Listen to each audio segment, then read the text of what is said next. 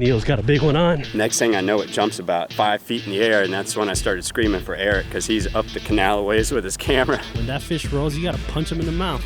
You need to make him realize that he's better off just giving up. Don't let him roll like that.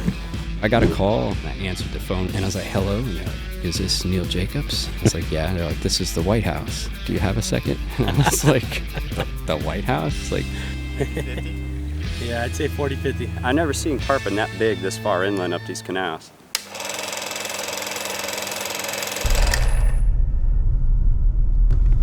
I think it's gonna get better later after the rain. Hopefully we'll start to see some tarpon rolling. I hope so, but I haven't even seen these fish roll often. It's been like an occasional roll, but they're mostly just floating beneath the surface. I guess that makes sense, you know, like just laid up in the current more than anything. So we'll see. Yeah, Eric was telling me, he's like, oh, when you come up on your way back from Miami, you should check out these canals up here. And we're pretty far inland. I was like, man, past the locks and we get inland, I don't know if there's tarpon here or not. He's like, I'm telling you, we'll just drive alongside the road and you'll see them just sitting there. The two biggest things in my life are fishing and surfing. And they both, I mean, you gotta know how to forecast the weather good. So that's, you know, early on I figured out, well, maybe I should just figure out how to forecast weather for a living. Posted a video on these, but without the bead chain eyes. So black and red, black and purple. Black and purple. It's right here, man. This thing slays. So this is typically the kind of weather I would want while tarpon fishing. However, lately I've been finding the tarpon in the exact opposite conditions of this. So let's see how we fare. If this was Miami, I would be praying for this type of weather. And apparently every time Neil's around, it's like torrential downpours. Because last time we fished, it was horrible. And it got to the point where it was too much rain that we didn't even get to catch any fish. So let's see if we could have better results today. Take two in the rain. New city. Good. Completely new city, but let's see if there's any fish happy to eat a fly. So just spotted 2 tarpon on the surface. Neil's gonna grab his rod right now and try to put one in the air.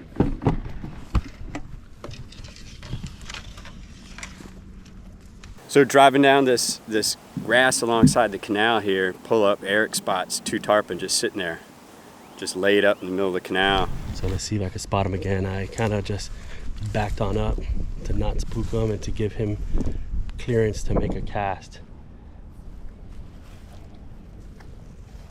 Where did they go? I didn't back up that far, did I? I thought they were like right here, right?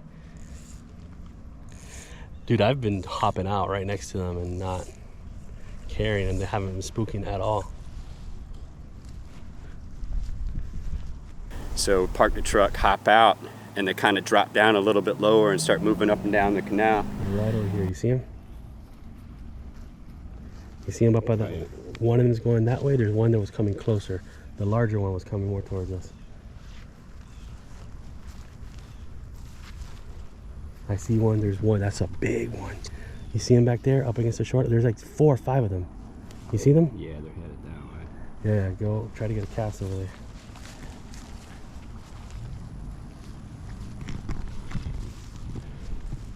He's coming out. You can spot him because he's got that white cheek. You see him coming towards us? He's coming straight at me right now. That actually even might be a white fly hooked in his mouth. They're over here now. They're over here. They're over here. Coming back this way now. Oh, dude, that's a big one in the front. You gotta be a little quicker than that.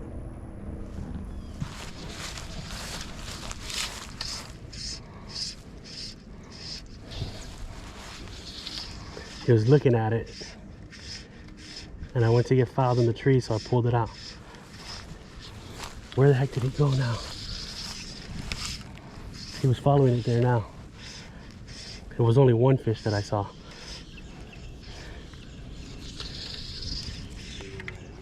No, he was there a second ago. He started to follow the fly, and right when I went to get hung up in this thing, I just pulled it up thinking I could get another cast, but I lost him. Whoa. There was one right there. Where? It was swimming right between these two pads out that way. Eric took a cast. What happened? Did it break off or? Popped me off, yeah. Dude, I saw a wake coming out of the tree, so I just started casting near it, and he freaking came and ate it. I saw him eat it. Just lost a big one. Popped me off. Just frayed me, just like that. So I'm gonna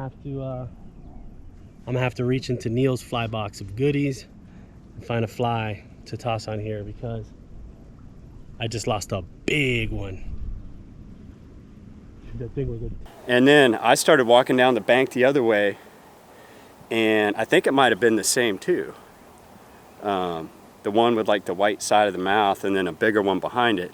And so I ran down the bank about 20 feet past where they were going and made one cast and landed the fly probably about 5 feet in front of the first one, and took a couple of strips, and the one in the front kind of turned around and looked at it and then turned his nose up at it, and then the big one behind it just comes up and just whoop, and I saw it coming, so I was ready, and as soon as it sucked it in, I just strip set as hard as I could, and next thing I know, it jumps about 5 feet in the air, and that's when I started screaming for Eric, because he's up the canal a ways with his camera.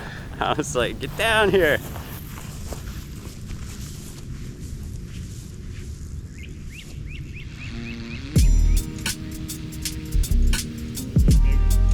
Pretty big one here. You gotta get down and dirty. You wanna stand a chance? You gotta turn away from him. Turn your rod to your right. Turn your rod to your right. There you go, like that. And now he's going right, and I'll turn it left. This is the biggest tarpon on the smallest rod I think I've ever caught. I mean, I've caught bigger tarpon, but like on an 11 weight.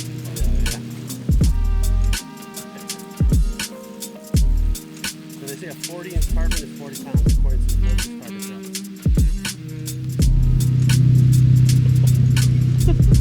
This one was swimming with that one with the white thing. Oh yeah, so you think it's a big one. At least he looks like he's 40 pounds. I mean, he might get a better look at him.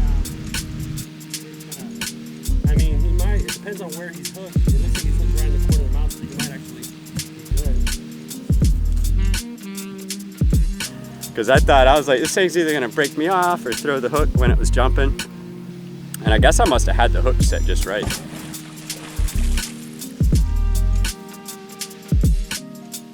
Flip him on his side, it like tells him like, all right, give up. Man, I tell you what, I had this Nautilus reel cranked to drag all the way down, and it would still took a couple of runs and just peeling line off this reel like it wasn't even there. And 7 weight.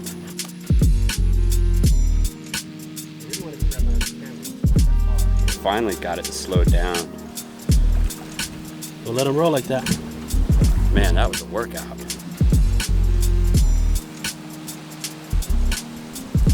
And then crawling down this steep bank.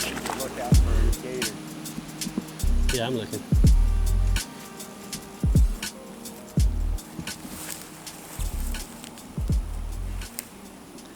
It'd be great if I could be down there to help you right now.